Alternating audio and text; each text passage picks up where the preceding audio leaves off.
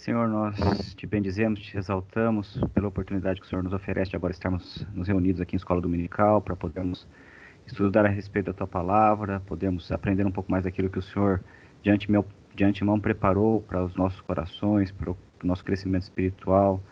Já te louvamos pela mensagem trazida, por todos os momentos do culto dessa manhã.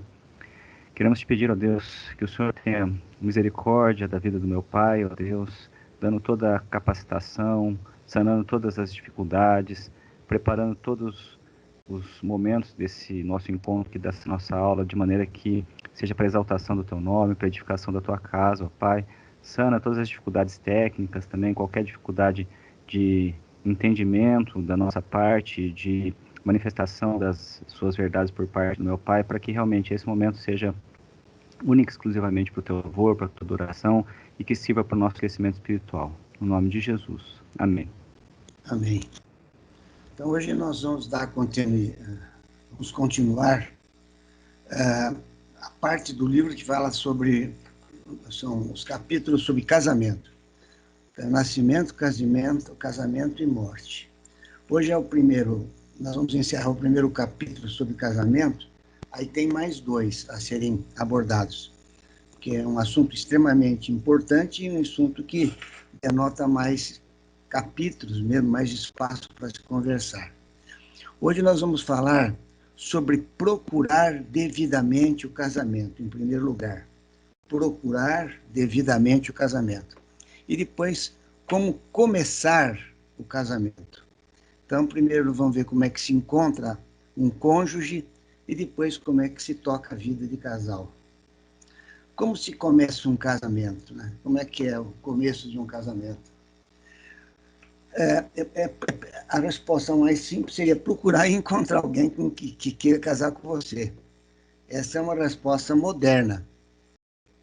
No passado, quem escolhia o cônjuge, nós já comentamos isso no século XIX, mais ou menos para trás, era a família. No início do século XX também. A família se juntava por interesses geralmente econômicos. A pessoa não queria que a sua fortuna fosse dividida, então escolhia alguém que também tivesse uma boa fortuna para se juntar. Esse era o motivo principal. Tinha outros motivos também, mas tinha uma influência decisiva da família em escolher o cônjuge para os seus filhos. Mesmo no século atrás, quer dizer, no século XX, embora a escolha fosse dos cônjuges, as opções eram limitadas, porque a maioria das pessoas viviam em comunidades pequenas, assim, cidades pequenas. Elas são as maiorias das cidades do Brasil. Então, a opção que eles tinham era dentro daquele grupo que eles conviviam. Nos inícios do século XX, quase todo o século, primeira metade do século XX, foi assim. Então, era um grupo relativamente pequeno de indivíduos e a avaliação era feita por longo tempo, por vários anos, no meio de uma interação pessoal. Então, você convivia num grupo restrito de pessoas, uma cidade pequena. Eu vivi numa cidade, primeiro nasci não era cidade, era como é que chama? Um distrito, Curupá. Depois eu me mudei para o município, que é Tabatinga, aqui perto, 200 e poucos quilômetros. Ali é uma cidade de uns 6, 7 mil habitantes, então você conhecia todo mundo, era difícil a pessoa que você, ou a família, que você não conhecesse.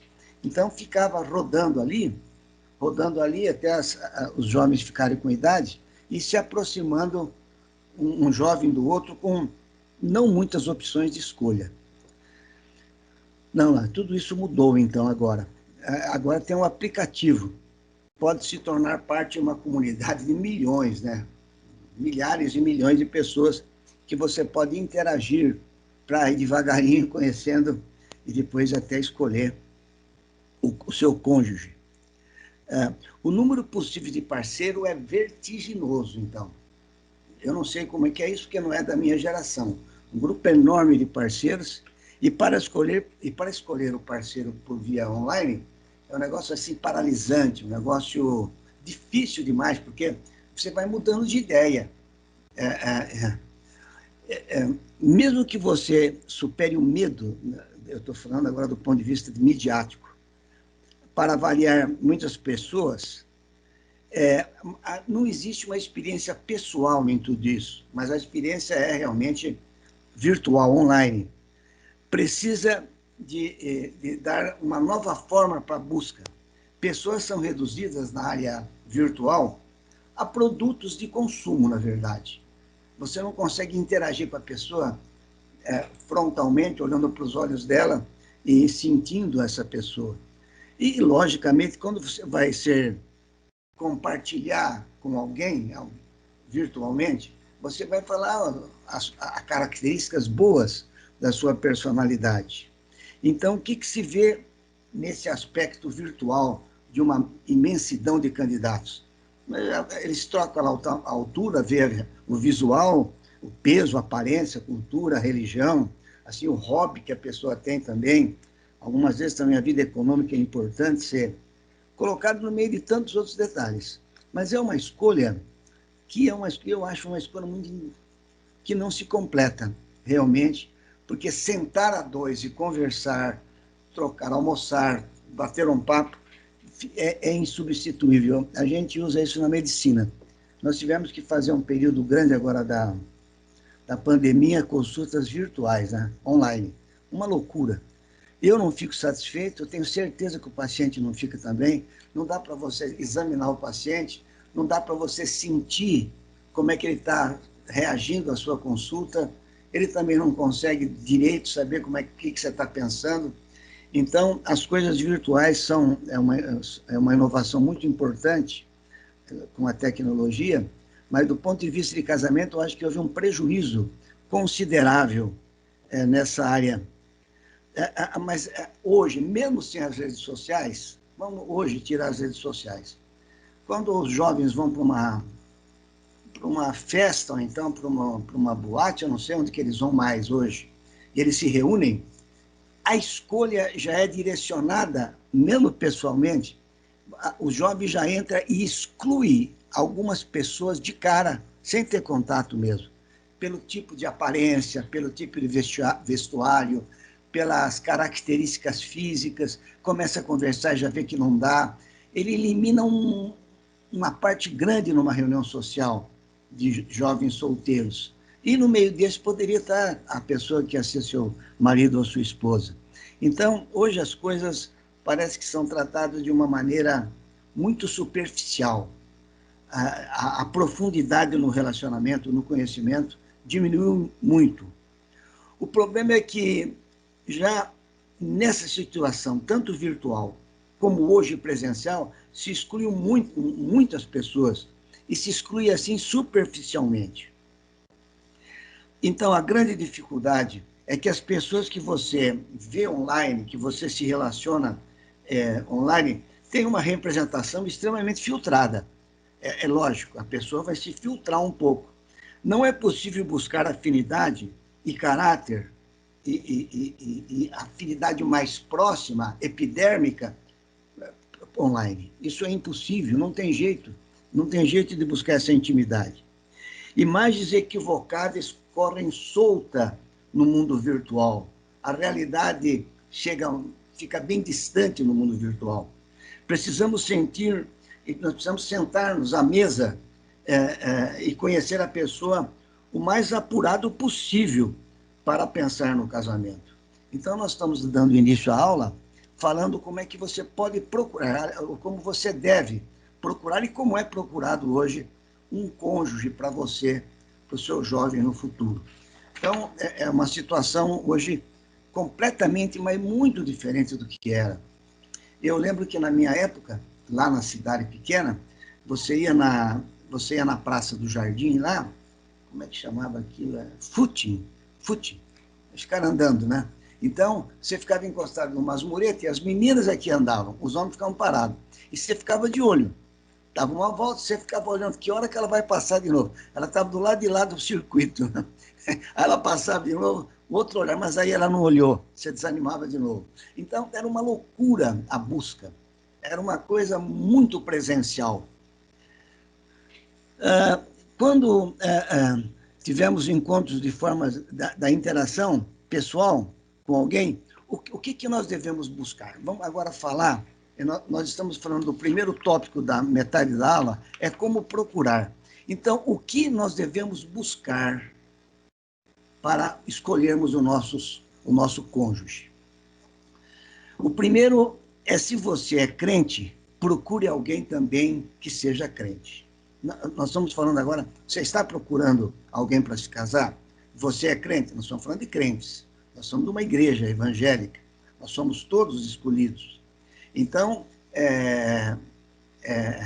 procure alguém também que tenha a mesma crença sua. Não precisa nem ser da sua igreja, mas uma pessoa que crê no que você crê, porque aí vai ser difícil. Parece preconceito. Se você falar isso num grupo do mundo, pô, você é preconceituoso. Você só, então, casa só com um corintiano, vai sofrer. Você está falando que você só vai casar com um crente, isso é preconceito.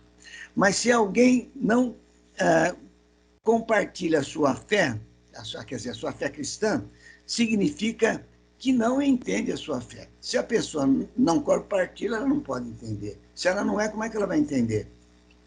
E se a sua fé é muito importante, que é para nós, o que nos norteia é a Bíblia. É um livro de fé e de prática, a segunda parte, prática. E se sua fé é muito importante para sua forma de pensar e viver, é o nosso livro de fé e de prática, significa que essa pessoa também não entende você.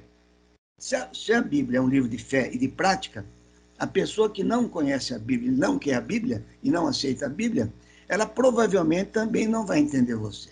Você vai pensar de um jeito e ela do outro, sempre. A única maneira de desenvolver uma intimidade de um casamento misto em um relacionamento como esse é você negar um pouco a Jesus a uma posição um pouco mais periférica. Geralmente é o crente que casa num casamento misto e ele acaba aceitando mais para conviver. Ele aceita não ir mais à igreja direito, aceita colocar Cristo um pouco do lado, não ora porque o outro não sabe orar, não quer orar. Então, são situações extremamente difíceis se você é crente. Procure alguém. Se você é crente, procure alguém crente, que seria melhor para você e mais sábio diante da palavra de Deus. Então, nós vamos ler agora, baseando-se nesse primeiro aspecto, que se você é crente, procure alguém que também seja. Vamos ver 2 aos Coríntios, capítulo 6. 2 aos Coríntios, capítulo 6. Vamos ler o espaço todo para a gente comentar, 14 a 18. 2 aos Coríntios 6, escrito por Paulo, versículos de 14 a 18. Se o irmão tiver, ou a irmã, puder ler, se não é muito longo, por Eu favor. vou ler, amor. Lê você então, Érica. Não vos ponhais em julgo desigual com os incrédulos, porquanto que sociedade pode haver entre a justiça e a iniquidade, ou que comunhão da luz com as trevas, que harmonia entre Cristo e o maligno, ou que união do crente com o incrédulo, que ligação há entre o santuário de Deus e os ídolos, porque nós somos santuários do Deus vivente. Como ele próprio disse, habitarei e andarei entre eles, serei o seu Deus e eles serão o meu povo. Por isso, retirai-vos do meio deles, separai-vos, diz o Senhor. Não toqueis em coisas impuras, e eu vos receberei. Serei o vosso pai, e vós sereis para mim filhos e filhas, diz o Senhor Todo-Poderoso. Os primeiros versículos do que nós lemos é uma demonstração, uma orientação e depois uma promessa muito maravilhosa lá no 17 e no 18. Então, se vocês puderem ficar abertos às suas Bíblias nesse trecho, seria bom. Então, ele fala do jugo. O jugo, na nossa linguagem também, é canga. É uma peça de madeira, algumas vezes agora parece que pode ser até de alumínio. É uma peça de madeira que é encaixada sobre a cabeça dos bois para que possam ser atrelados a uma carroça, a um arado. Então, é alguma coisa que é colocada na nuca do boi, depois tem uma haste que liga a outra igual e que ligam 2 ou mais bois. Normalmente, para um arado, são 2. Algumas vezes até um só toca. Mas ele está dizendo aqui de jugo desigual. Então, são 2, pelo menos. Um jugo desigual acontece quando um boi forte é atrelado a um boi fraco, pequeno, para puxar juntos uma carga. Vai ter uma sinergia de força, deveria ter, mas não tem. Porque um é um já criado, forte, o outro é mais frágil e menor. Fica até desigual a canga. O boi forte tem um potencial de carregar a carga, enquanto o boi menor e mais fraco tem dificuldade. Desta forma, quando há um jugo desigual entre os dois bois, a produtividade de ambos cai, porque o que é mais forte vai ter que fazer uma força muito maior e vai cansar. O menor vai acompanhar o mais forte e vai cansar antes. E o trabalho é muito prejudicado. Eu acho que Paulo quis dizer nessa ilustração isso. Paulo faz essa analogia e você vê que isso não é só para o casamento. Ele não está falando de casamento aqui. O que estava acontecendo é que em Coríntios existiam aí os falsos mestres, que tinham chegado lá, judeus, que falavam de um evangelho assim evangelho ainda com as crenças judaicas, ainda sobre o Velho Testamento, falava mais da legalidade, do legalismo, desculpe.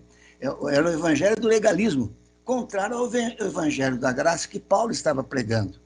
Então ele chama atenção, na verdade, aí, para que o povo de Corinto, que ele já conhecia, tivesse muito cuidado, porque o povo já estava mais afeito aos falsos mestres, e estavam negligenciando a pregação de Paulo. E Paulo faz essa comparação aí, para que eles não se misturem com os falsos mestres, com essa doutrina errada, que ele chamou doutrina de Satanás. Então, ele fala de uma maneira genérica. Ele está falando aí de você não se associar no seu trabalho com uma pessoa de jugo desigual. A maioria das vezes não dá certo, porque você, como o trabalho é junto e a pessoa tem características de ver o trabalho diferente, você pode ser como crente levado por isso. Isso pode acontecer, isso não é raro. Então, o jugo desigual não é só aqui para o casamento, é também para o casamento. É para o relacionamento mais íntimo com amigos e também é principalmente para uma sociedade mista, ou uma sociedade que você faz com um grupo de pessoas que não tem nada, sociedade financeira, de trabalho, que não tem nada a ver com a palavra de Deus. Então, essa chamada de atenção que Paulo dá nesse trecho da segunda carta aos Coríntios é um negócio muito interessante. Se a gente colocar em Esdras 9, se vocês quiserem abrir, é muito interessante, para ver como já falava, tem muitos lugares da Bíblia que fala isso. Em Esdras 9, Esdras voltou lá do cativeiro babilônico, foi um dos primeiros, junto com Neemias, ele voltou e começou a organizar as coisas, levantar um muro, reconstruir a cidade.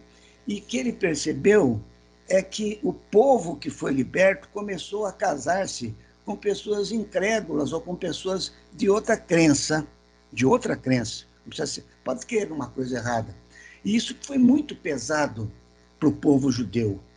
Então, se vocês dê uma lidinha assim nos 5 primeiros versículos, você lê tudo, só para a gente ter a noção que é parecida com o que Paulo está dizendo. Esdras 9, se alguém puder ler, dá uma olhada. Acabadas, pois, estas coisas, vieram ter comigo os príncipes, dizendo: o povo de Israel e os sacerdotes e os levitas não se separaram dos povos de outras terras com as suas abominações, isto é, os cananeus, os heteus, os ferezeus, os jebuseus, os amonitas, os moabitas, dos egípcios e dos amorreus, pois tomaram das suas filhas para si e para seus filhos, e assim se misturou a linhagem santa com os povos dessas terras, e até os príncipes e magistrados foram os primeiros nesta transgressão. Ouvindo Então, Edna, eu acho que está bom. Se você for ler tudo isso aí, ele vai descrever Esdras preocupado com essa miscigenação, com essa mistura de crença. E isso custou caro para eles lá. Foi difícil para eles arrumarem isso. A crença no nosso Senhor Jesus Cristo influencia todos os setores da nossa vida. O comportamental, o moral, o sexual, o financeiro, o jeito da gente se vestir, o jeito da gente se relacionar, a outra pessoa vai ser radicalmente diferente de você, porque ele não tem esse livro de fé e de prática. Então, nós estamos vendo aqui agora como é que você deve buscar o seu cônjuge. O primeiro dele, nós estamos falando sobre a mesma fé. A igreja de Coríntios estava sendo invadida por falsos mestres. Quando o cônjuge crente estiver aflito, vamos supor num casamento misto, quando o cônjuge crente estiver aflito, até desesperado, ele não vai poder contar com o apoio de oração do cônjuge incrédulo. Não é que ele não quer orar, ele nem sabe orar. Então, olha como o negócio é grande. Nós temos aqui vários casamentos mistos. O meu foi um, eu lembro aqui do Alceu foi outro, que graças a Deus não deu nisso, nessa tristeza. Deu muita tristeza no começo até nós sermos convertidos, mas foi misericórdia de Deus, porque normalmente não é assim. Esse não é o conselho de Deus para o ajuntamento entre pessoas. A igreja de Corinto, então, estava sendo invadida por falsos mestres que se diziam apóstolos e emissários de Jerusalém. Eles vinham mais de Jerusalém, mas traziam e pregavam outro evangelho, o evangelho do legalismo e não da graça, como eu já comentei. Os coríntios estavam aceitando muito bem aquilo. A igreja de Corinto estava muito, muito desesperada com tudo aquilo. Você sabe que eu vi o pastor Nicodemos falando uma vez, que me chamou a atenção. Agora, eu precisava apenas achar onde é que está esse texto. Que ele fala, eu sei que é 1 Coríntios 5. Se alguém achar ali, ele está falando lá. Então, nós estamos na segunda carta. Primeira carta aos Coríntios, Paulo fala, eu acho que era pelo 14, ele está falando o seguinte, isso ele já está falando. Vê se alguém, me desculpe, mas eu deveria ter anotado realmente a passagem bíblica de 1 aos Coríntios, que ele fala, ele já tinha falado antes, ele diz. É sobre lançar fora o velho fermento, não? Isso aí. Dá uma lidinha aí, Henrique.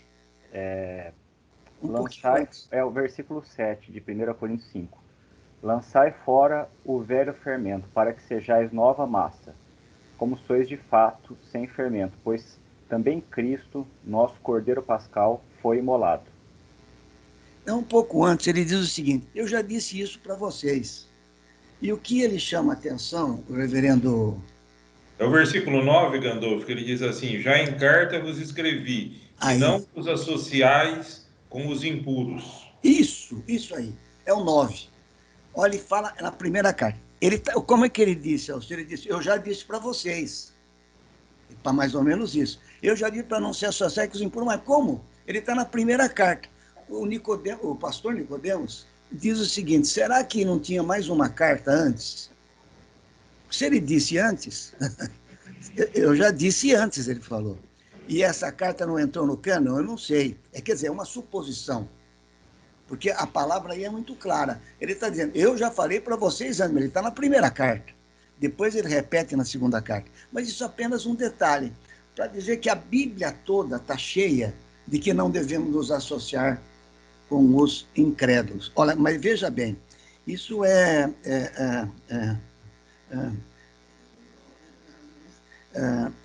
o que algumas pessoas confundem, isso foi confundido muito na Igreja Católica, com relação a essa carta, é que eles foram para monastérios, os monges, que sumiram do relacionamento humano. Não é isso. Você pode conviver com o incrédulo.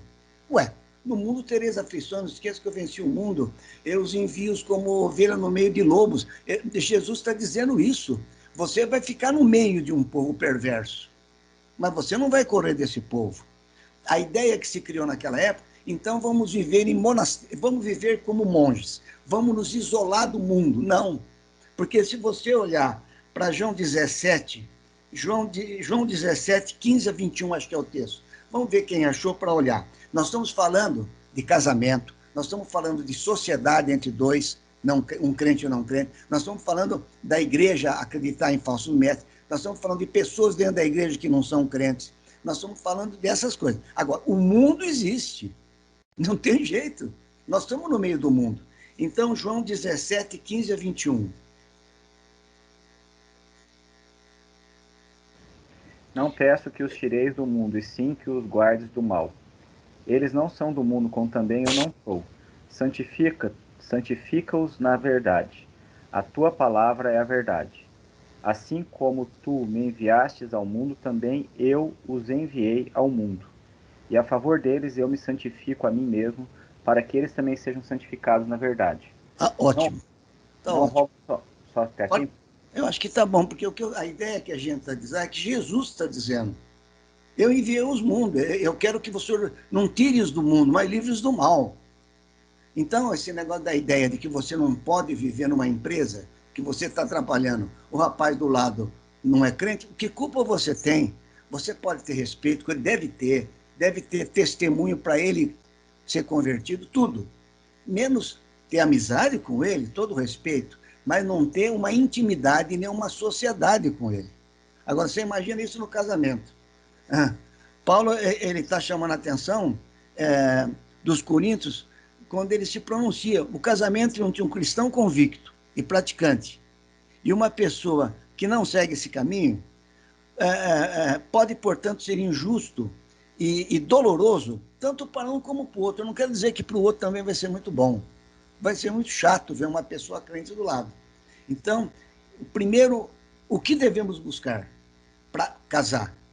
Uma pessoa crente, se você é crente. Isso é um conselho muito importante. Segundo, procure alguém que continuará a ser atraente para você quando perder a beleza da juventude. Ele está dando conselhos aqui para você buscar o seu cônjuge. Embora a atração física deva crescer entre os cônjuges, tem que haver um tipo mais profundo de atração. Em Cântico dos Cânticos, no capítulo 4, versículo 9, está escrito assim: você roubou meu coração com um simples olhar. Olha que coisa bonita. Está na palavra de Deus. Lá é um livro tipicamente sobre sexualidade, sobre sexo, Cântico dos Cânticos. Agora, você roubou meu coração com um simples olhar. Procure alguém que continuará a ser atraente para você, mesmo na velhice. Por mais que esse livro fale e celebre o amor sexual, a parte do corpo que recebe maior atenção dos amantes são os olhos, um do outro. O olhar revela o caráter e a personalidade do amante. À medida que o corpo envelhece e perde a jovialidade, o olhar pode se tornar ainda mais expressivo e sábio, mais alegre e mais amoroso. Ser cativado pelos olhos de alguém é uma forma de dizer que você é atraído pelo coração da pessoa. Ninguém mantém a mesma aparência. Obviamente, os anos passam, as coisas caem. Os anos passam, as rugas chegam. Os anos caem, o corpo encurva. Você fica trôpego. É assim, vai acontecendo para todas as pessoas. Ninguém mantém a mesma aparência. De acordo com Paulo 2, em 2 Coríntios 4,16, é bom a gente ler sempre a palavra de Deus. De acordo com Paulo, de 2 Coríntios 4,16, vamos ver esse texto. Nós estamos falando de você manter a jovialidade do seu cônjuge, mesmo depois de velho, pelo olhar, pelo carinho, pelo respeito. Então vamos ver o que Paulo fala em 2 Coríntios 4,16. Por isso, não desanimamos. Pelo contrário, mesmo que o nosso homem exterior se corrompa, contudo, o nosso homem interior se renova de dia em dia. À medida que o corpo dos crentes se tornam mais fracos e idosos, é possível eles se tornarem interiormente mais fortes e belos.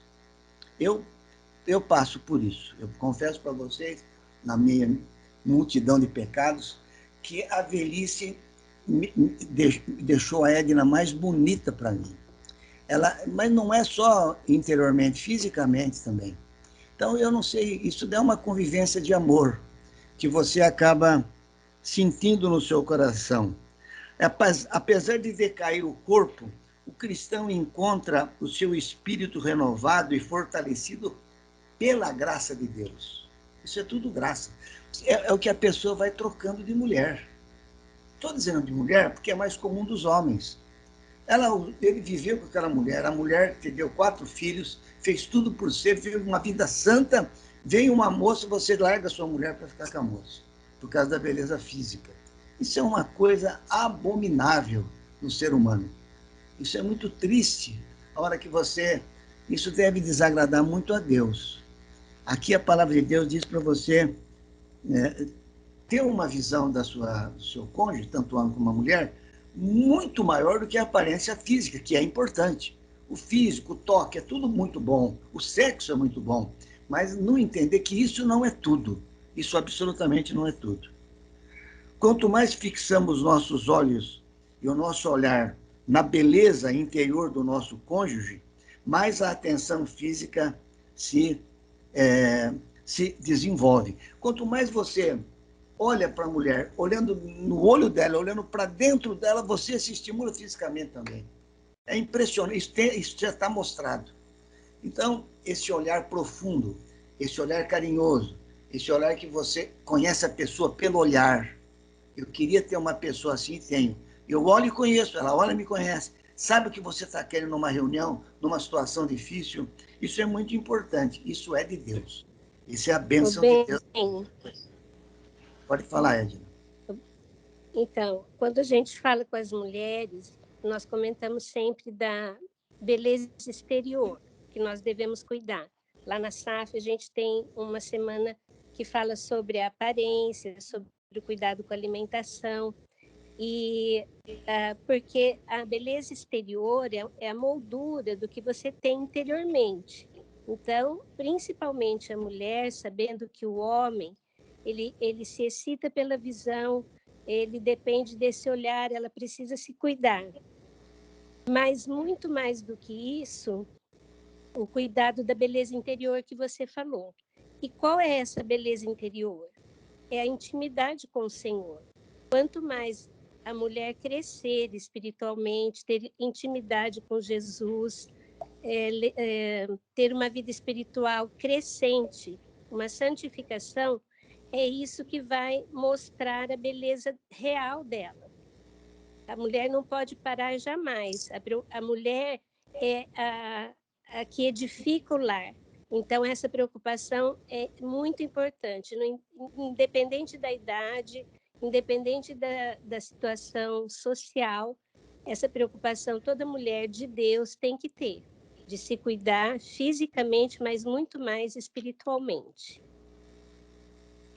Então, nós vimos 2 aspectos que nós estamos buscando ainda o cônjuge. Falta mais um para depois a gente começar o casamento mesmo. Ainda nós não casamos. O terceiro tópico para esse primeiro, de buscar, por fim, aconselhe-se com outros a respeito do seu relacionamento antes de casar. Poxa vida, eu lembro, na minha família mesmo, como é que era para minhas irmãs, o meu irmão casar, e depois, comigo foi diferente, porque eu estava numa outra fase, já estava fora da família, ele estava aqui já. É um relacionamento total. Os amigos sabem quem você está namorando, os amigos sabem de quem você gosta, a família sabe, todo mundo fica sabendo. Então, aconselhe-se com outros a respeito de um relacionamento que vai ser para o resto da vida. Esse conselho é importante. Não a pessoa se meter na sua vida, não é isso. É você procurar uma pessoa, um casal mais velho, os seus pais, os seus avós, os seus tios, o seu pastor, eu não sei com quem você se identifica. Sentar e falar, estou pensando nisso. Aquela moça lá, o que o senhor acha? O que você sente? Esse diálogo é muito importante na procura do cônjuge. No passado, dificilmente alguém se envolvia em um relacionamento romântico sem que a família soubesse, não tinha jeito. Hoje, as mocinhas vão no consultório com a mãe, e eu pergunto, 17, você gosta de alguém? Elas ficam envergonhadas. E eu falo para a mãe, a senhora tem que saber, me desculpe, a senhora tem que saber da vida íntima da sua filha. Não é se meter, é minha filha querida, você está gostando, eu gosto daquele menino. Para a mãe conseguir avaliar um menino, e a mãe tem que ser isenta com o amor de Cristo. Porque tem algumas mães que se metem porque o menino é corintiano, é alto, é baixo, é moreno, é loiro, é careca. Então, não é isso. É o relacionamento que a mãe vai opinar, o pai, os tios, os avós, o pastor, sobre uma vida definitivamente juntos. Então, esse aconselhamento se você olhar em Provérbio 15, 22, nós vamos ver isso. É o aconselhamento antes de se casar. Provérbios 15, 22.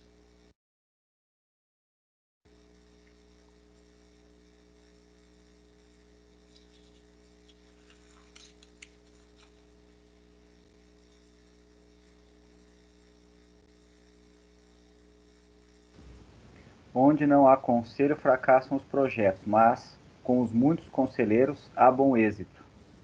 Provérbios 11, 14, Henrique, aí pertinho.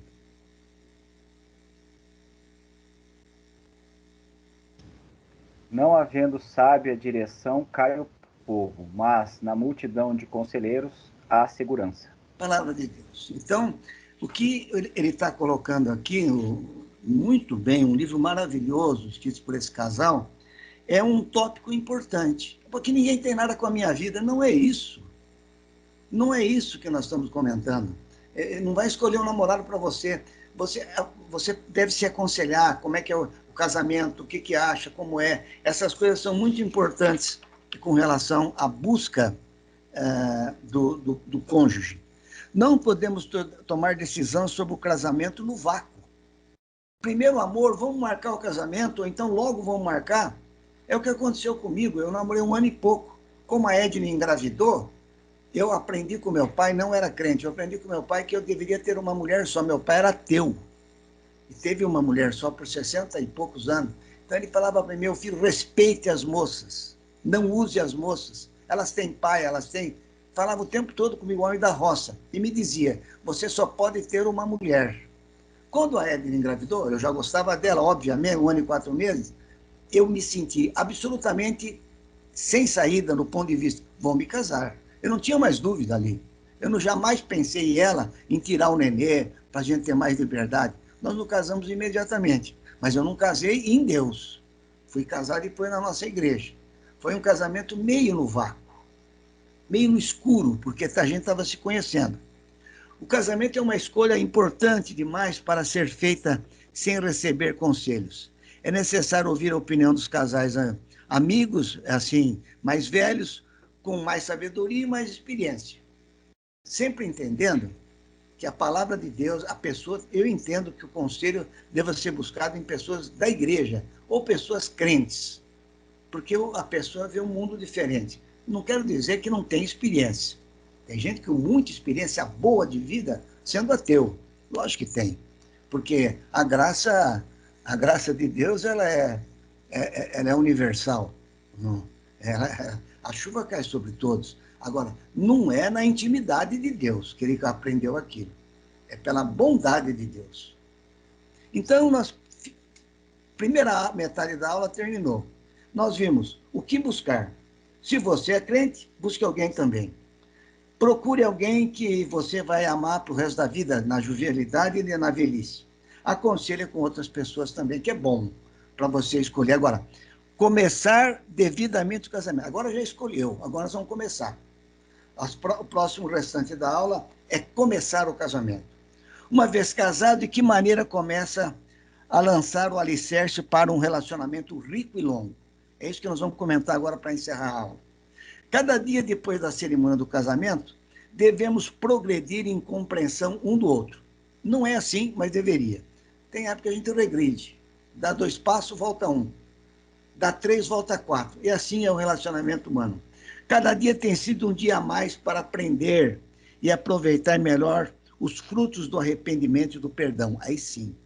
Nós que somos crentes no casamento, o ministério de perdão, de reconciliação que Deus nos deu, está lá em Coríntios também, nós temos que cada vez mais termos o fruto do arrependimento e do perdão. Perdão não é só de dar, de receber também.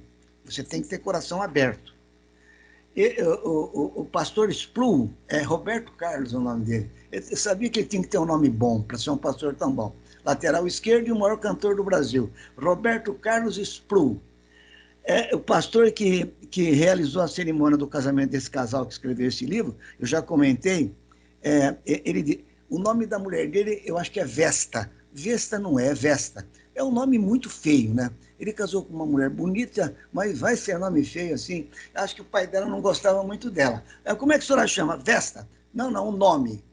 Não, meu nome é Vesta. Não é possível a senhora chamar Vesta, mas tudo bem. Vamos respeitar a dona Vesta aqui na sua ausência. Ela já deve ter morrido, o pastor já morreu. Esse pastor morreu em 2017, morreu agora, bem recentemente. Então, o pastor disse, nós já comentamos aqui, a hora que esse casal que escreveu o livro foi se aconselhar com o pastor, Vesta e eu somos casados há 15 anos, disse Sproul, e acho que estamos começando a pegar o jeito um pelo outro. 15 anos. É assim mesmo. Por isso que, no aconselhamento de casais, eles dizem, você está vivendo mal, vai separar, pense melhor. Se a pessoa conseguir insistir, nos 5 anos todos, nenhum se separa. É que a pessoa não tem domínio próprio, então tem algum motivo maior para continuar insistindo naquele casamento. Se insistir, o casamento fica de pé, parece que o percentual muito grande acaba mantendo o casamento. Enquanto que o segundo casamento, 70% se desfaz. Isso também é dado estatístico. Não é da igreja, é dado estatístico geral. Praticar a negação própria em favor da saúde do relacionamento e adquirir conhecimento da linguagem de amor. Atenção, palavra importante. Olha só, praticar a negação própria. Você se nega em favor da saúde do seu relacionamento. Você colocou essa aliança diante de Deus. E adquirir conhecimento da linguagem de amor estrangeira de outra pessoa. Por que ele pôs estrangeiro? Olha, porque ele fez uma analogia de idiomas, da linguística.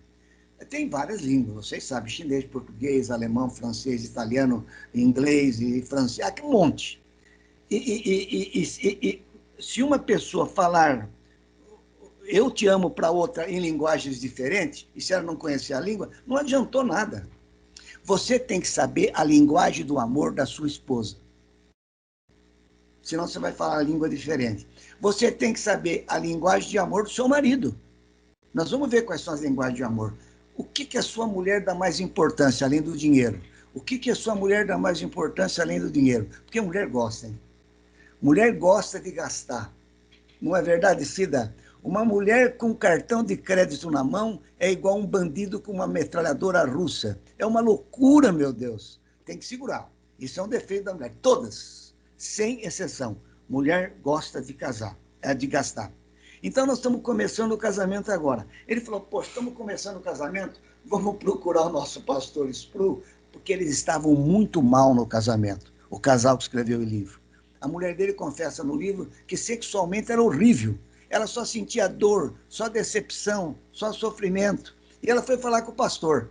O pastor falou, calma, que o negócio é assim mesmo. Demora muito tempo. Por 15 anos, eu e a Vesta vivemos uma vida muito difícil também.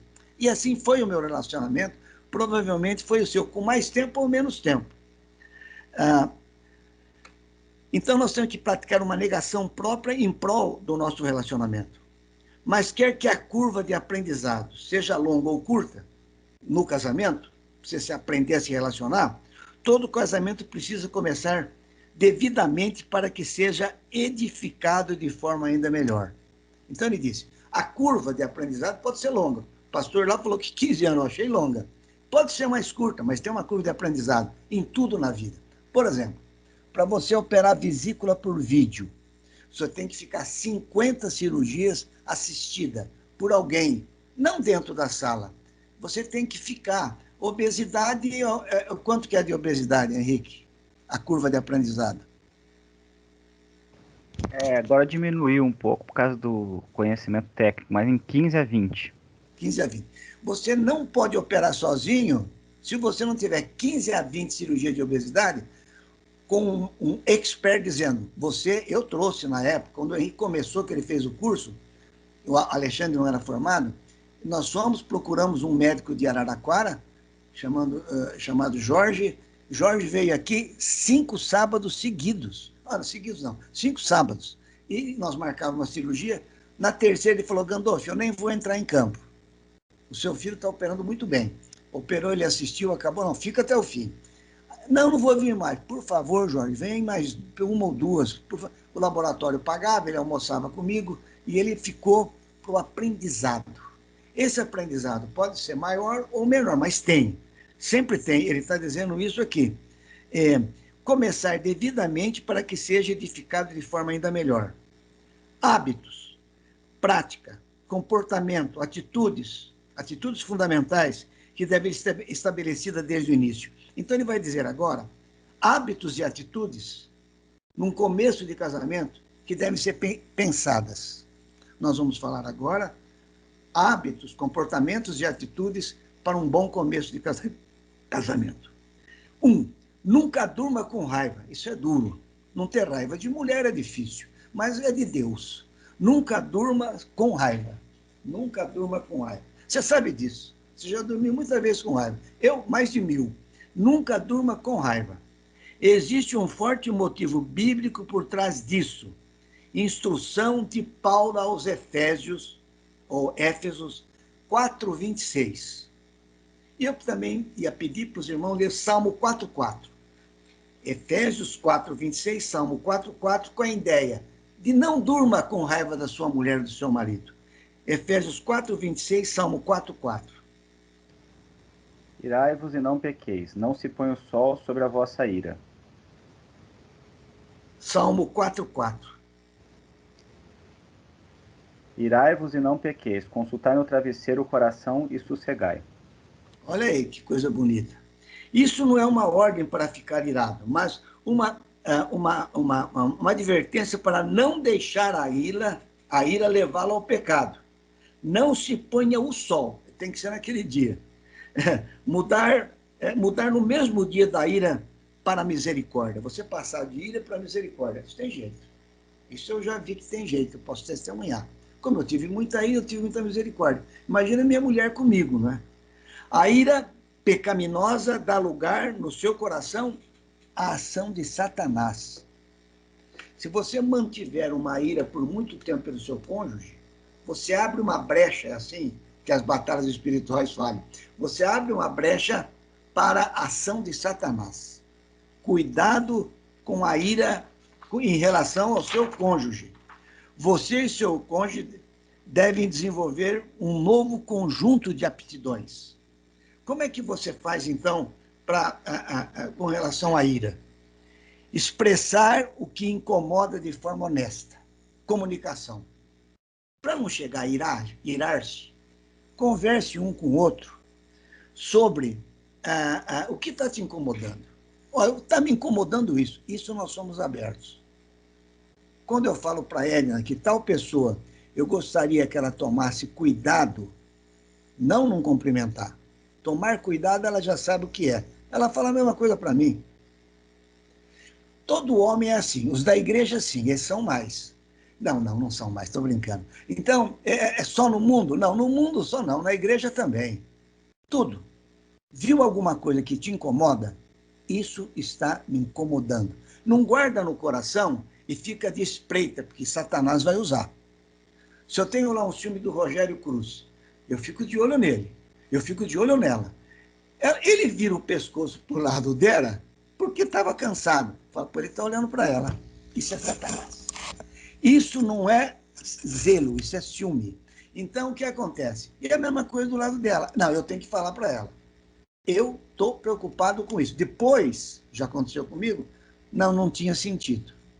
Passa um tempo, não tinha sentido aquilo, meu, desculpa. Mas ela tem que obedecer. E eu tenho que obedecer. Isso é o relacionamento humano do casal. Isso é fraqueza? Não sei. Algumas vezes é zelo. Eu conheço um cara e sei que ele é malandro.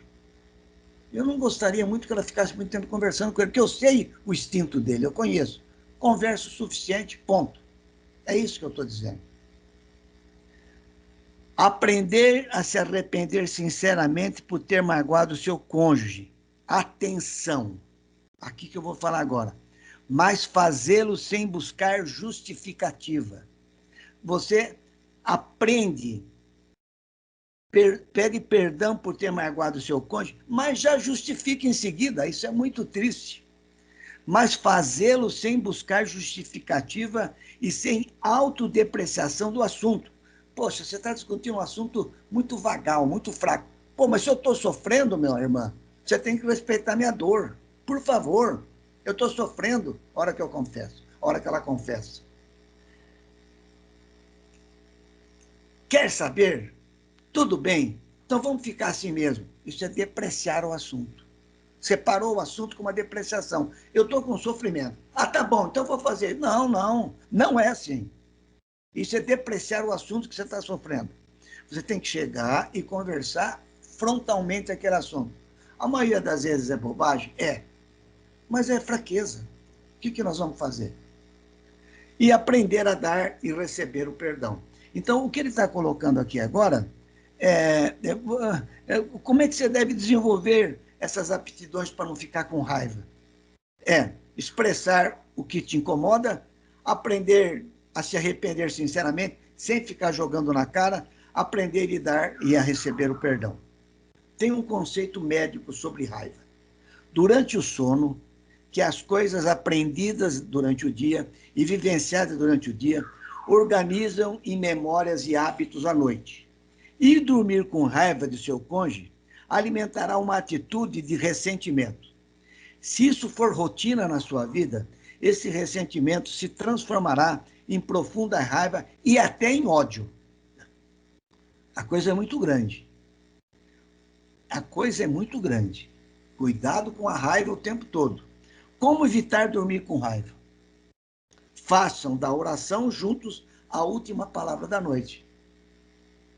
Se você fizer da oração com a sua mulher juntos, a raiva vai acabar. Deem tempo, tem que dar um tempo, porque você está com a cabeça quente. Não, vamos orar, já aconteceu comigo. Não aguento orar. Não consigo ouvir oração. Tem que ser sincero. É o que eu estou sentindo. Eu estou falando diante de Deus, não dá para orar. Aí vai lá tomar alguma coisinha, um café, toma uma água, um suco, dá uma volta para olhar as coisas, aí você melhorou, aí você volta e vai orar. É difícil orar com raiva. É impossível. E é quase impossível. Mas quando começarem a orar, com certeza terão de abrir mão da raiva para entrar na presença de Deus. Não tem jeito de entrar na presença de Deus com raiva. Por isso você dá um tempo, melhora, orem, e é o único jeito de você dormir sem raiva. É encerrar a noite com oração. Ofereça um sexo um ao outro com frequência. Terceiro item, quando um bom casamento começar. Pode parecer óbvio para o recém-casado. Eu estou casando, você está pensando o quê? Eu não vou nem dormir. Não é bem assim. No entanto, a energia sexual é como todas as outras formas de energia que você tem. E quando nós estamos cansados, podemos adiar o sexo para um outro momento. Mas você trabalhou outro dia, se adia para um outro momento. Isso não é muito bom lá. Cuidado. A falta de toque íntimo pode causar distanciamento entre os cônjuges. Normalmente, uma pessoa tem mais interesse em sexo que a outra. Lógico. Normalmente, o homem tem mais interesse pelo sexo do que a mulher. Nessa situação, que é comum, a pessoa menos interessada, que é a mulher, pode oferecer sexo como uma dádiva a Deus para o marido. Eu acho que a maioria das mulheres fazem isso. Eu acho que a maioria das mulheres fazem isso. Não todas as vezes, mas elas, as mulheres de Deus, nenhuma das mulheres de Deus. Estou dizendo a minha mãe que morreu. Meu pai era um homem carinhoso, nervoso, ateu. Minha mãe era católica. Casaram lá nos anos 20. Jamais perguntei para minha mãe. Mas eu tenho certeza que a minha mãe nunca teve orgasmo. Tenho certeza. Eu tenho certeza que a minha mãe teve relação com meu pai, 6 filhos, porque ele queria. Ela até algumas vezes podia até gostar. Mas eu conheci bem minha mãe. Ela era uma mulher submissa ao meu pai. Total. Das coisas de Deus e fora das coisas de Deus. Então, era uma mulher completamente oprimida. Então, não precisa perguntar. Eu tenho certeza que ela provavelmente fez muito, não como dádiva a Deus, mas como dádiva ao marido, para evitar constrangimento. Vamos ler primeiro aos Coríntios 7, 3 a 5, para estar encerrando a aula. 1 Coríntios 7, de 3 a 5.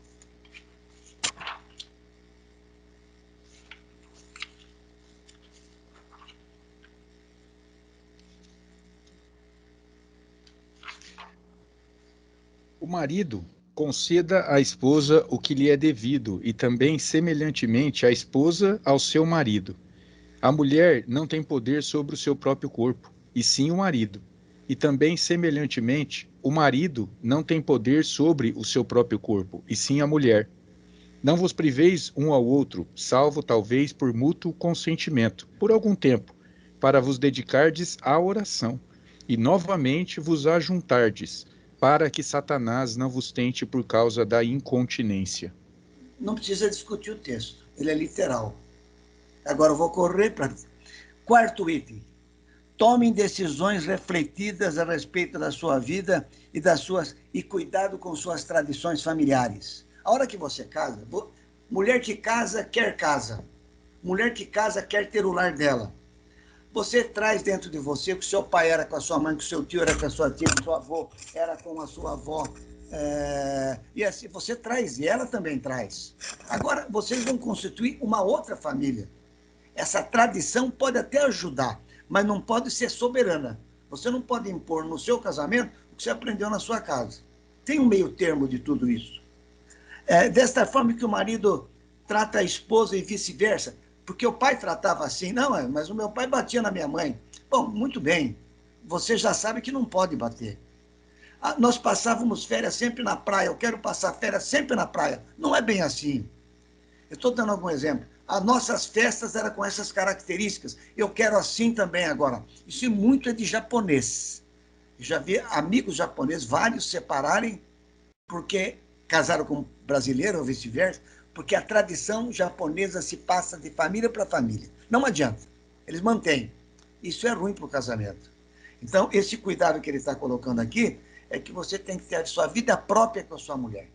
Você vai construir uma nova família. Seus pais vão morrer, vão ficar fora, seus avós. E você vai constituir com ela, usando tudo bem, mas sem impor. Por último, aprenda a linguagem do amor. Então, eu já comentei sobre isso. Um alemão falou para uma francesa, Ich liebe dich, eu te amo. Ich liebe dich, aprendi aqui, ó. O que aconteceu com a francesa? Ela não entendeu nada. O cara até achou ela bonita, queria namorar ela. Mas ela ouviu aquilo, ela falou, esse cara é louco, pô, saiu de perto. Porque ela não entendia a linguagem dele. O casamento é entender a linguagem do amor. Qual é a linguagem do amor da sua esposa? Qual é a linguagem do amor do seu marido? É passar tempo junto? Pode ser o que sua mulher mais goste. É um toque físico? Não. É concordar com as suas opiniões? É elogiar, isso é muito importante. Fazer aflorar o que cada um tem de melhor, o elogio. É um beijo inesperado. É um convite para uma relação sexual incomum, sem relação só à noite. Mas num dia que vocês estão sozinhos, isso, eu estou dizendo isso, que isso pode ser uma linguagem de amor. É especial descobrir as linguagens de amor que o seu cônjuge mais valoriza e se torna frequente. Você não pode falar chinês e ela inglês. Você tem que saber a linguagem dela no relacionamento do casamento, mesmo que não sejam igualmente importantes para você. Tem coisa na sua linguagem que é mais importante para você do que o que ela quer, mas você cede, ela vai ceder também. Você vai entender a linguagem dela e vai fazer o que ela quer, e ela vai entender a sua linguagem. Isso é um relacionamento. Conversem, cheguem a um acordo e comecem a praticar esses itens para ter um casamento feliz. Desculpa, eu passei uns 10 minutos, ou 15, são 11h30. Eu não sei que horário que acaba. Então, olha, graças a Deus, eu achei que não podia ficar esse assunto sem a gente falar. Por isso conversei com o Henrique e para a gente desdobrar a aula em 2. Agora, o próximo capítulo, quem for dar, vê, analisa. Se der para dar um, ótimo. Senão a gente não pode... O livro é muito precioso, eu estou achando. Um livro muito bem feito, muito escrito, muito orientado pelo Espírito Santo. Não passou do horário não, pai. Foi super prática a aula. Foi muito bom. Graças a Deus. Eu queria ouvir a opinião de vocês aí, o que vocês acham do casamento, como que foi a curva de vocês, ou como é que está sendo a curva ainda, né? Eu estou aprendendo ainda, 45 anos. Ô Gandolf, Oi. uma coisa que você falou e que eu tenho percebido nos últimos anos. Normalmente era o homem que tomava a iniciativa do divórcio, principalmente em questão de adultério, relacionamento fora do casamento. Mas ultimamente esse negócio está meio parelho. Eu creio que a mulher, com essa emancipação feminista, a mulher conquistando aí postos de trabalho que antes era só masculino. Por exemplo, ontem eu estava ouvindo um futebol, eu nunca tinha visto isso. A narradora era uma mulher, a comentarista era uma mulher e a bandeirinha era uma mulher, né?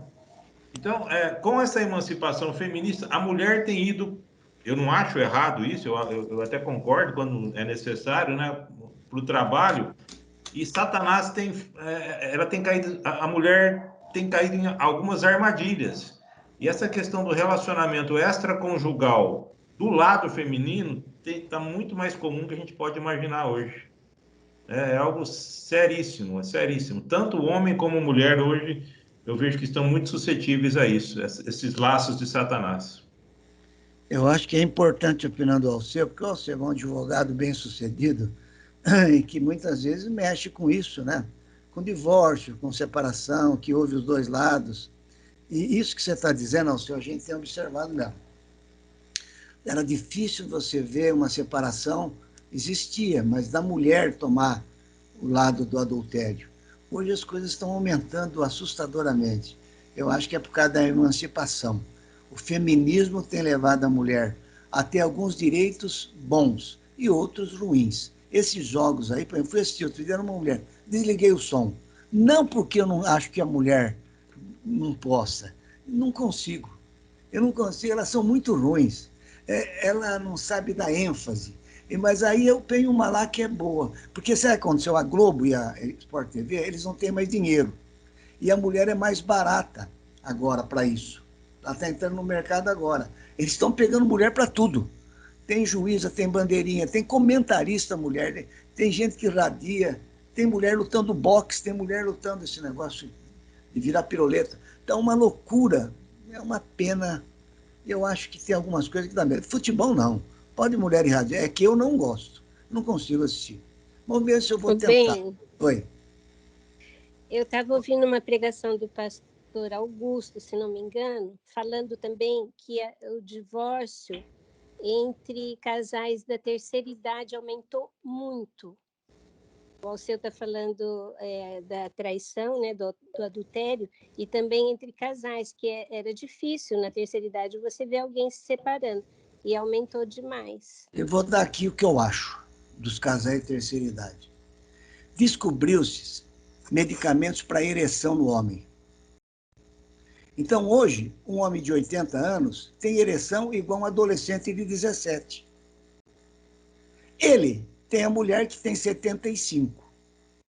Ela está tomando hormônio feminino, passando lubrificantes, mas ele, na malignidade do seu pensamento, não olha para dentro dos olhos da sua mulher e olha só para o corpo. E a hora que ele vê meninas por aí, geralmente pagas, ele acaba realmente usando esses remédios para ereção e adulteram. Eu vi uma senhora, eu operei uma hérnia de um senhor de um sítio aqui perto de Cedral. Ele tem 78 anos. Aí eu foi aberto, eu fui tirar os pontos dele. E quando eu tirei os pontos dele, olha só, a velha junto, a senhora junto. Ele perguntou, doutor, agora eu tirei os pontos, eu já posso? Ele é um homem muito simples, ele não falou o que eu posso. Eu entendi. A mulher do outro lado fez assim, não, não. Aí eu falei, olha, senhor Paulo, vamos esperar mais uns 15 dias, porque isso daí pode abrir os pontos, né? E o senhor, eu fiquei com dó da mulher. Aí eu toquei no assunto. Aí ela falou o quanto ela sofre. Aí eu indiquei um ginecologista para ela. Falei, um médico vai dar cremes para a senhora, vai dar hormônio para lubrificar mais a vagina da senhora, e a senhora vai ter algumas vezes relação com seu marido. Ah, doutor, existe? Existe. Ele está tomando um remedinho aí, porque ele não é nada desses caras bom, não. Ele está com tudo olhando para baixo. É que descobriu um remédio que aumenta a ereção. E o que está acontecendo? O homem, mais do que a mulher, Agora vai sair a pílula para a mulher também, se excitar mais. O homem toma aquilo, ele acha, por que ele não tira a roupa e olha no espelho? Pode ficar de cueca. Tira a sua roupa, meu irmão, que passou dos 50, e olha no espelho. Eu, quando me olho, eu não durmo, eu assusto. Então, você não é tudo que você pensa. Você está se achando um galã, porque você está de roupa aparecendo sua cabeça, e você todo sorridente. Você é um trambolho. Você é muito feio. Amor, Fala. outra coisa também que ele comentou é a questão dos casais inverterem a ordem de Deus para o casamento. Então, ao invés do casal passar a vida cultivando a amizade, o amor, o carinho, eles vivem para os filhos. Foi o que aconteceu com seu irmão. Aí os filhos saem de casa, ele se volta para a mulher, não conhece a mulher, não tem intimidade, não tem companheirismo, Foi isso mesmo. Aí a separação vem. É um grande exemplo da Edna, que é na nossa família. Ele viveu para algumas mulheres também, mas ele viveu muito para os filhos, ligado aos filhos, importante, e absolutamente esqueceu a mulher. Também ela não merecia muito. Aí, o que aconteceu? Quando os filhos casaram, ele foi olhar para a mulher dele em casa sozinha. Falou, quem que é ela? Ela é sua mulher. Ah, é? Ih, rapaz, tá ruim. Ele arrumou uma de 15 anos. Ele tem 90 e a mulher tem 50. Então, o que acontece? Tudo errado, né? Não estou defendendo ninguém. Tudo errado. A visão de Deus para o casamento não teve nesse casamento. Filho é para emancipação. Eu sei que você tem filho pequeno, ainda tem aquela ligação, tem que ter, é gostoso, é a melhor coisa do mundo. Ficar junto, abraçar, levar, mas sempre entender que você, o seu filho, vai ter uma mulher. A sua filha vai ter um homem, se Deus quiser, se for vontade de Deus. E vão criar uma outra família. E você vai ficar com a sua mulher. É isso que a Edna falou também, é importante. O Gandolf. Fala, Rogério. Não, pode falar o seu. Não, só para pegar aí de onde o Gandolf terminou, a próxima aula, se Deus permitir, a gente vai estar comentando aqui, e ela fala muito isso, eu achei muito interessante. É como manter o casamento à luz do Evangelho, né? Você vê que o livro tem uma sequência muito lógica, né? Muito boa. Você falou sobre como encontrar a esposa, algumas recomendações iniciais para o casamento. Agora, o problema é durante a jornada, é manter um casamento, né? E a próxima aula, eu acho que vai dar para dar numa aula só o capítulo, não é extenso, são 3 tópicos, mas ele vai nos ensinar, à luz do Evangelho, como manter um casamento, para a glória de Deus. Para manter o casamento, você tem que mortificar. Tem que morrer para você e a mulher, não tem jeito. Se você quiser continuar fazendo todos os seus gostos, o que a sua família fez, com seus amigos fora, com as suas amigas fora, esquece. Casamento é começar do zero e morrer para você. Morrer no bom sentido. Morrer e entender que você tem que conviver unicamente com essa pessoa. Ô Gandolf, dentro desse ponto aí, só uma observação que a gente vê de maneira muito clara hoje na sociedade, né? Dentro desse movimento feminista aí, que já começou há algumas décadas, a mulher tem sofrido uma pressão muito grande para se tornar homem, na verdade. O que eu vejo é que quando a mulher ela quer competir com o homem, ela quer fazer aquilo que o homem faz a todo custo, em várias áreas da sociedade. E aí ela acaba assumindo uma série de coisas, né? Porque Deus projetou os papéis de homem e mulher para proteger a mulher de muitas coisas. Exatamente. E ela, quando quer assumir isso, ela sofre uma pressão enorme. E o que eu tenho visto é que isso desemboca, por exemplo, no aumento da homossexualidade feminina. Então, hoje, muitas mulheres estão realmente se tornando, elas estão confundindo as coisas, e isso tem trazido um aumento muito grande do homossexualismo feminino, né? Por conta disso, né? Você tem casais hoje em que a mulher não admite mais que o homem seja quem sustente a casa. Embora o homem tenha trabalho, tenha condições, às vezes notórias, maiores do que ela, não, é ela que vai trabalhar fora e vai sustentar o lar. Então, os filhos crescem vendo esse modelo desagregado, familiar, e aí aquele menino também quer ser como a mãe. E isso depois desemboca também no homossexualismo e tudo mais. O homossexualismo foi só uma das questões que tem sido atingidas por esse crescente ativismo feminino que a gente tem visto. E claro que isso traz a crise para o casamento de maneira geral, né? Muito bem colocado, muito bom, muito bom. Eu creio absolutamente, concordo com você, faço as minhas palavras suas. Eu acho que esse feminismo da mulher levou ela a se parecer com homem. Ela quer parecer com o quê? Ela quer parecer com homem. Aí tá uma loucura. Você vê pessoas assumindo aí que você fica muito triste demais, com 2 filhos. Eu, uma repórter que falava de esporte na TV Globo, a Fernanda, ela largou de tudo, do marido de 2 filhos, foi casar com uma moça. Eu falei, mas que é isso, meu Deus? Não é possível. É isso aí. Já pode falar. Posso falar? Lógico. Isso que o Rô falou, né? Eu vivi na pele essa questão dessa pressão e, infelizmente, até de mulheres dentro da própria igreja, quando eu tomei a decisão de parar de trabalhar fora e ficar em casa e cuidar das filhas e tá dando apoio para o Fer, né? Me chamaram de louca até entre a turma das mulheres da igreja, onde já se viu eu depender de marido, né?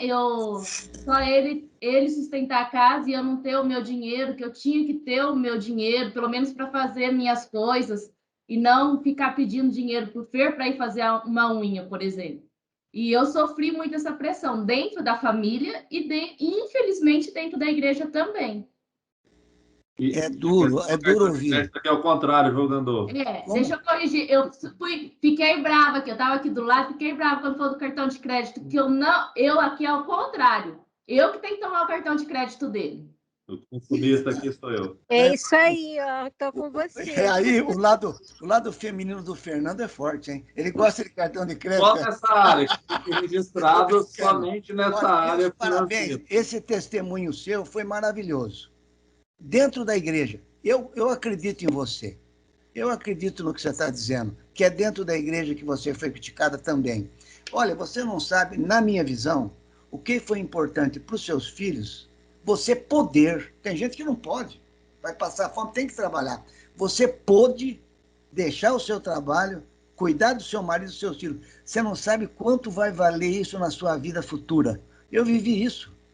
A Edna largou de tudo. A Edna era minha aluna de cursinho de medicina. Quando eu falei, e como é que vai fazer quando nós casamos, ela engravidou? Ela falou, eu vou viver para o meu filho, criou 4. Então, quando a gente ia viajar, que tem, qual é a profissão da senhora? Ela lá onde faz lá, na Rodobens, lá, não, é do lar. A amiga dela falou, não, eu vou por secretária. Eu vou por secretária? Não, eu sou do lar. A Edna é professora de inglês, porque ela estudou inglês com os filhos. Ela foi motorista, ela dirigia para levar e buscar os filhos. Ela é cozinheira, ela é tudo. Então, ela não precisou sair de casa por questões financeiras, graças a Deus. Então, foi bom. Para os meus filhos foi ótimo. Para mim foi melhor ainda. O Fernando é um cara que é privilegiado. Eu não estou aqui dizendo para você que está assistindo que a mulher trabalha que está errado. Não é isso. Não é isso, absolutamente. Tem uma Nora que trabalha e tem que trabalhar, não é isso. Mas eu quero dizer, se der, para mim a Nora trabalha meio período. Ela poderia trabalhar cedo, à tarde e à noite na profissão dela. Ela trabalha meio período por opção de família. Eu quero cuidar da minha família o resto do tempo. Então, essas coisas são uma outra trabalhava, largou. Largou do emprego, o emprego de dentista. Tinha um emprego fixo, largou para ir para casa. Deu para ir. Tem algumas que não dá, infelizmente, e a gente respeita, lógico. Doutor Gandolfo, eu falo assim, né? A gente tem essa vivência, cada realidade, o que a gente faz dentro de cada lar, enfim, a gente tem sempre olhar a palavra de Deus. Eu não tenho nenhum problema. Hoje a Lu faz os doces, por exemplo, né? Que ela faz várias vezes. Quantas vezes eu pegou a época de muito doce, muito chocolate, eu paro meu serviço aqui, ó, hoje eu vou organizar, hoje eu vou ajudar ela, vou lavar panela, vou fazer isso, vou fazer aquilo. Isso faz parte eu entendo que isso faz parte da vida de casal. Isso não torna ninguém superior ou inferior, seja nos afazeres de casa, seja na questão do trabalho, em nada.